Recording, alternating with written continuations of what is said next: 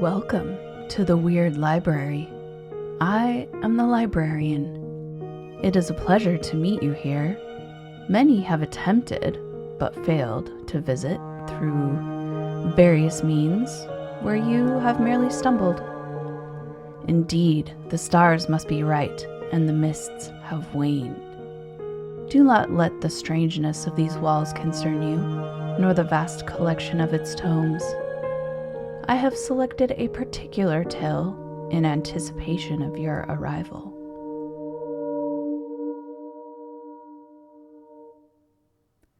We all love our furry friends. They keep us company, let us feed them, and grace us with their presence. But sometimes they look off into corners where we don't see anything there.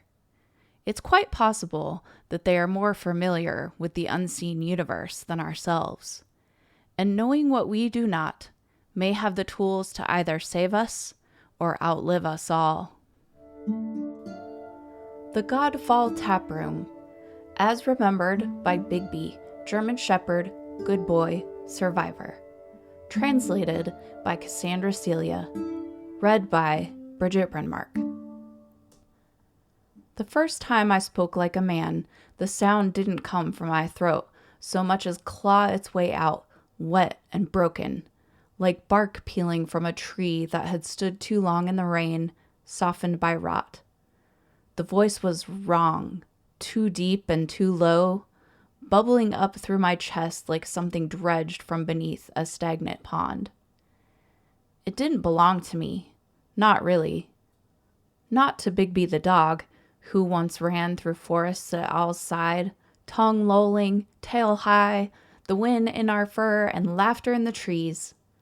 Not to Bigby, who knew every command, who watched the world with wide, honest eyes, who waited by the door every evening until the truck's engine announced his friend had come home. No, this voice was something else. Older than I was, older than dogs. It tasted like smoke and old leaves, like memories you try to bury but keep rising in the night, scratching at the door. It felt borrowed, like I'd dug it up, or worse, like it had always been there, waiting for the right moment to slip through my teeth. I used it anyway, because the door had been left open. Owl never leaves the door open, not in spring, when the fog clings low and thick like breath on a window. Not at night, when the woods lean too close. But he'd been strange all day, looking past me. Kept humming the same hollow tune over and over, like something was singing it through him. I watched like a guardian, but I couldn't pinpoint what was amiss. Just something different, something wrong. He said he was going out for a drink. "Stay, Bigby," Owl murmured, and scratched behind my ears without meeting my eyes. He didn't close the door behind him. The hinges gave a long, aching groan as the cabin door swayed back and forth. The air shifted. Curtains near the window lifted gently, stirred by a breeze that shouldn't have been there. It wasn't the kind of wind that prickled your skin or carried the clean bite of pine and night. This wind slithered low, brushing along the floorboards like a snake sneaking warmth. It carried with it a damp heat, the kind that clung to fur and crawled into your nose like steam rising from rotted wood. It smelled wrong, like the earth turned over in places where things had been buried too long, or the breath of something that had lain still for years, then woke up hungry. My ears flattened. My hackles rose. I lifted my snout from crossed paws, and it took far too long to move my old, achy bones from the hardwood floor. But for Owl, I would do anything. Every muscle tensed as the air stilled around me. Something had already arrived, right under my nose, and it took Owl with it. I left our home, our safe space, while the darkness slithered in behind me and the door swung, beckoning it in. The lane found me. I wasn't looking for it. I was looking for my friend, of course. I know the woods, every stone, every trail, but this road, this narrow, dark stretch of bone-colored gravel and lichen-slick roots, it found me. My paws knew the way, like they'd walked it in another life, under a colder sky. It split off from the country road, no lights, no sounds. I knew something in here was calling for my friend, drawing him into the woods. It drew me in, too, pulling me along by an invisible string tied to each foot, but I followed anyway. The further I went, the deeper everything sank. Sight, sound, smell. The pines began to sweat sap that glistened like blood. The air smelled like rain on stone and meat left too long in sunless places. There were no birds, no frogs, just the sound of the trees, whispering in a language I couldn't understand. Words like cracks and tears in fabric. The sky narrowed, watched. And then there it was, the bar. It didn't rise from the earth so much as grow from it, slumped between two black-trunked trees, their bark flayed in long ribbons. The structure pulsed, not visibly, but in the way you feel a heartbeat inside a room before you enter it. The building looked built from forgetting, wood warped with damp memories, windows fogged with stories that never finished being told. The sign overhead flickered with dying neon.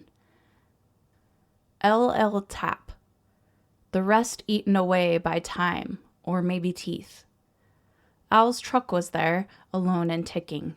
Still warm. There was no music, no laughter. Just the amber glow leaking through glass and something that pulsed beneath it. I stepped forward. The door opened for me. The air inside was heavy, sweet, clinging. It wrapped around my snout and slipped down my throat like syrup made of nightmares. It smelled of singed fur and scorched leather and tasted like old milk. The floor was sticky beneath my pads, not from spilled drinks, but from something wetter. Blood. Al sat at the bar, back straight, eyes wide. His hands trembled around a glass of ink-black liquid that never rippled. I watched as his fingers twitched, just once, like he was trying to remember how to move.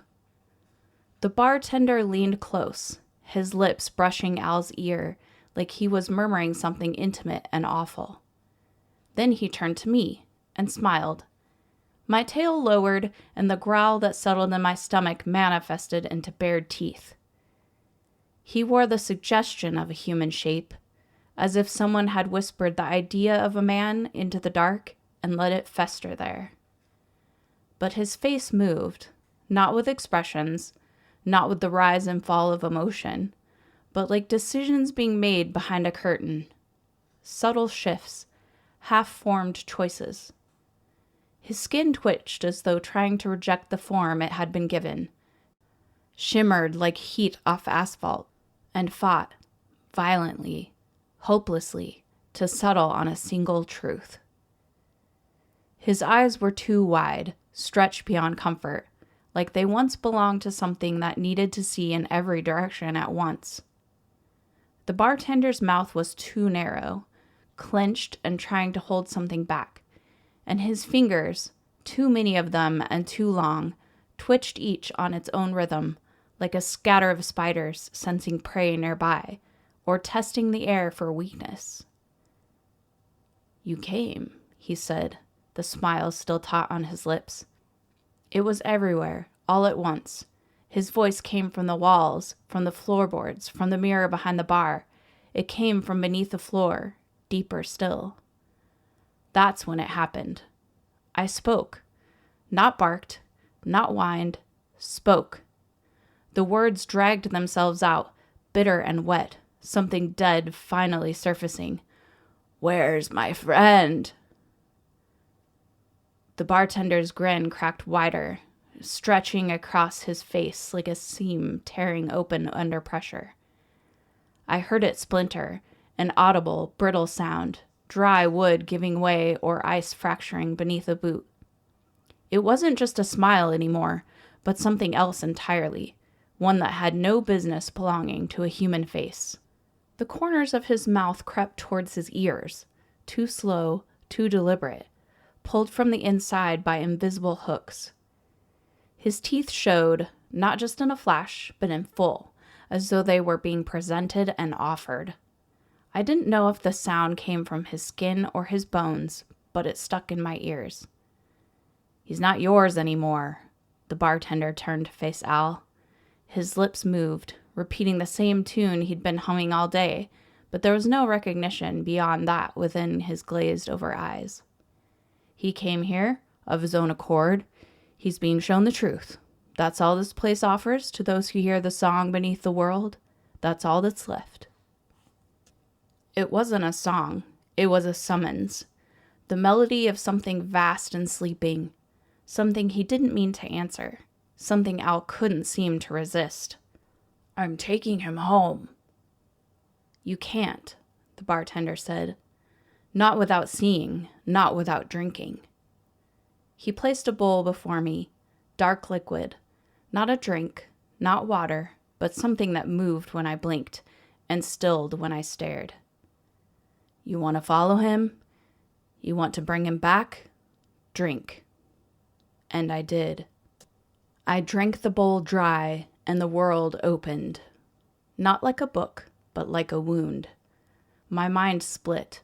My body fell away. I was falling without falling, plunging sideways through time, through before. Through the long sleep of earth. Through the dreams of the God that slumbers beneath the soil. I saw it. Its body is the roots of trees. Its breath is the wind through the leaves. Its dreams are the fog that rolls in thick and silent. It has no name, not one spoken or safe. And it heard Al. Worse, it answered. I saw him walk the lane in the dream. I saw him reach the bar in the belly of the beast. I saw the dogs, so many dogs. I came back with a scream, not a bark, not a word, a tear in sound. Whatever it sounded like, it snapped my friend from his trance. Al looked at me, really looked. "Bigby?" he whispered, eyes wide. "We have to go." The bartender's fingers lengthened, unfurling into tendrils of darkness rooting into the walls. "He's seen now," he hissed. "He belongs." "No." "You all come here thinking you can resist," it said. "But you forget. You were built for this. Flesh made to hold fear, minds made to carry it." The bar pulsed. The walls sighed. And from the shadows, other dogs. Some looked like me. Most didn't. Dogs that moved wrong, that breathed in jerks, that blinked with the wrong rhythm. Dogs with milky eyes and twisted legs. One had a jaw unhinged and twitching. Another had no mouth at all, just a stitched snout. They emerged like echoes. Some had too many eyes, some none. Some had fur that shifted like shadow, or barked sounds that weren't barks. They sat at booths, on stools, beneath tables. Some stared into empty glasses. Some lapped from bowls filled with things that shimmered like oil on a hot road. They did not bark. They did not wag. They watched. "I came for Owl. I will bring him home." The others moved, not with menace, but inevitability. A slow, shuffling tide of eyes and teeth and fur, of things that once were dogs and something else now. A mutt with ribs like fence posts leaned close, breath like grave moss. "You drank, and you come back. Not all do." "I didn't drink for me," I growled. "No, you drank against yourself. That's different." Al trembled beside me, hands clenched to his head. "Make it stop. Make it, please, Bigby. I didn't mean." The dogs pressed in, forming a circle around us, their shapes distorting like wet ink on paper.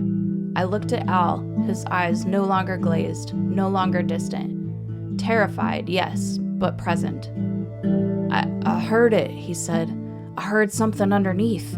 It promised I wouldn't feel alone. It promised peace. It lied, I said, the words thick with smoke. The bartender's form unraveled like thread pulled from a fraying coat. His human mask slowed off, slithered across the bar, curling inward like burned paper. In his place rose something like a tree, tall, skinless, branching. Its face split open in a vertical grin that went all the way down. You cannot save what has already opened the door, it hissed. He let me in. You let me in. You drank from the bowl. You carry the echo.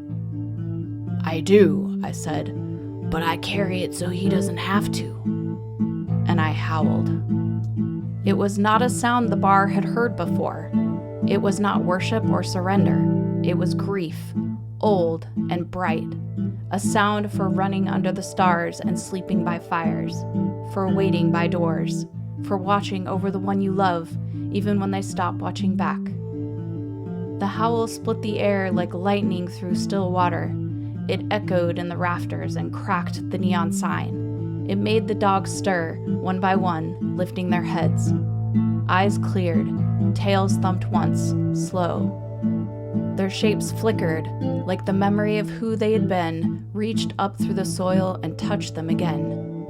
The bartender screamed, the kind of scream that comes from a mouth not made for sound. He lunged, but the dogs moved. They moved for me. They surrounded us, Al and I, teeth bared not in threat, but in defense. Barking now, real barking, and I saw it then, not anger, but a choice. They'd remembered too late. I hadn't. I turned, pressing my body to Al's. Run, I said. For a moment, the bar fought to hold us.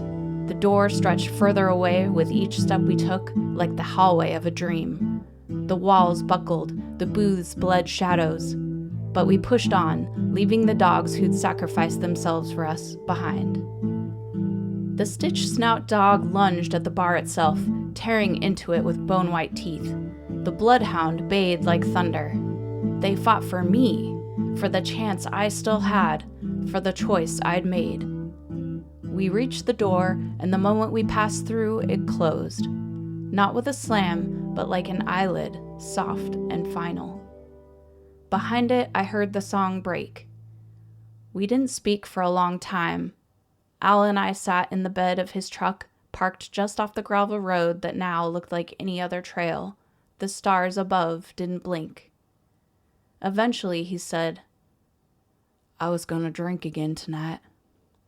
I looked at him. I wasn't going out for just one, he whispered. I didn't want to feel anything. It just hurt. I rested my head on his lap. He scratched behind my ears. I think I understand now, he said. What it wanted, what it was. It feeds on forgetting, I murmured. He nodded. But you didn't forget. I thumped my tail once. Never. Al never asked what I'd become, never flinched at my voice, though I used it sparingly. Sometimes we talk in silence. Sometimes we listen to the wind together. But we never leave the door open. Not anymore. Because the God beneath the earth still sleeps, and it remembers the sound of our names. Bigby's final rules, etched into the cabin door in claw marks. If the wind smells like burnt fur, stay inside. If the door opens on its own, don't follow it. If you hear barking from beneath the ground, don't answer. If they offer you a drink, don't. If you hear your name called from far away, it's not Al.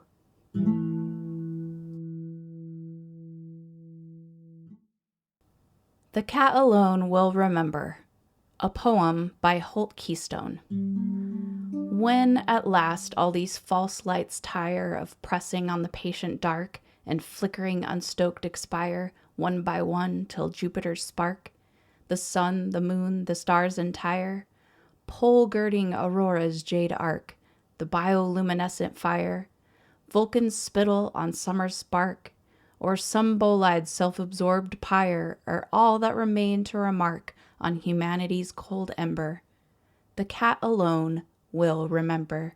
When this conspiracy of vines, weeds, shrubs, turf, unchecked manicure, of homogenized lawns aligns against the void architecture, where a thin dog whose lonesome whines grew horses as it sought to conjure, affection from a corpse consigns itself to hungrily abjure, domesticity's weak it confines, and biting into instinct's lure, drags off what it can dismember. The cat alone will remember. When kennel, collar, leash, and law have lost all power to harass, for master's swollen, slackened jaw holds no commandments left to pass, and shattered tooth and tattered claw tear holes in mortar, wood, and glass, so these tame kin of wolves may draw together on suburban grass, to let long frozen nature thaw, as pecking order's rigid class finds a place for each new member. The cat alone will remember. When, hesitant as a first kiss, come skulking down the avenue, packs of near wolves exploring this abandoned world that they never knew, where like a beckoning abyss yawns every window's blackened view, and all the rugs they once would piss now slosh at forepaws touch soaked through, where roof and wall make sunbeams miss in counted mornings clinging dew, that will turn frost in November. The cat alone will remember. When cow, horse, sheep, pig, ox, and goat provide the dog's fresh meat and bone, starved, suffocated fishes float, caged birds desiccate, dry as stone, while every free, unfettered throat sends up one shrill, rejoicing drone, and fat on gluttony's last bloat, the crow brags in its jarring tone, as migratory masses float down to earth, claiming for their own the untouched yields of September. The cat alone will remember. From blue whale to blue-green algae, from praying wolf to mourning dove, none is so like humanity as the cat. They match love for love, and are most loyal to loyalty, but each rudeness from slight to shove is nursed in vengeful memory. Yet unlike us, they'd not dream of letting spite breed catastrophe. Still, though they may long walk above the grave of our last December, the cat, at least, will remember.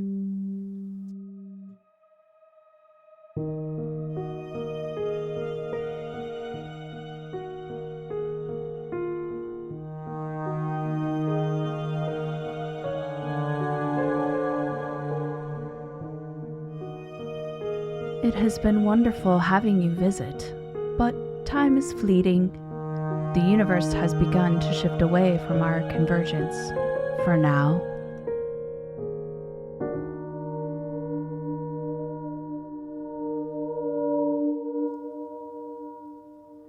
Cassandra Celia, they, them, is a Maryland bookseller turned author who writes dark, weird, and horrific lit fiction. Their work includes the Elric Undoing and their newest release, House of Harrow. They're obsessed with stories that blur the lines between love and death, beauty and rot, and endings that don't feel like endings at all. Cassandra finds inspiration in haunting art, unsettling media, and has a particular fondness for angry, scorned women clawing their way through the dark. Holt Archambaud Keystone was born in the fall of 1901 on a plantation manor in the Appalachian foothills of Georgia's legend-haunted Red Wolf River Valley.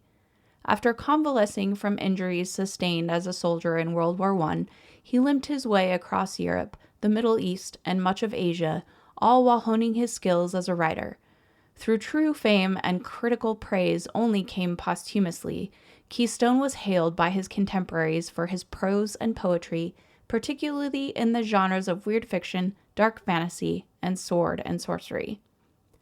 The darkly irreverent cosmic nihilism he displayed in much of his work saw him affectionately referred to as the gentleman blasphemer by none other than Samuel Skipper Clemens. In his controversial biography of Keystone, author Lyman W. Lyon describes the man as what might have happened had Lovecraft grown up in the Jim Crow South, traveled the world by foot, and bothered actually getting to know the various races and cultures the old man from Providence feared and despised. Due to the eerily prescient nature of some of his work, Keystone also earned the moniker of Great Prophet of the South.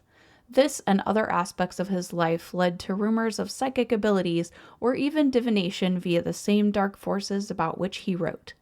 This reputation has only grown since his untimely death and purported cannibalism at the hands of his murderously insane mother in 1930.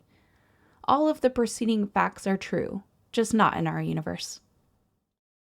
The Weird Library is produced by Dark Side of the Bridge Studios, LLC. Audio editing and music by Bridget Brenmark. Did you know that you can get your very own Weird Library logo book bag? Check out all of our merch at www.weirdlibrary.com. All proceeds go towards producing episodes for the Weird Library. Other ways to help the podcast are to follow, rate, and review the Weird Library on your favorite streaming service. This really helps the show reach more people who will enjoy our stories.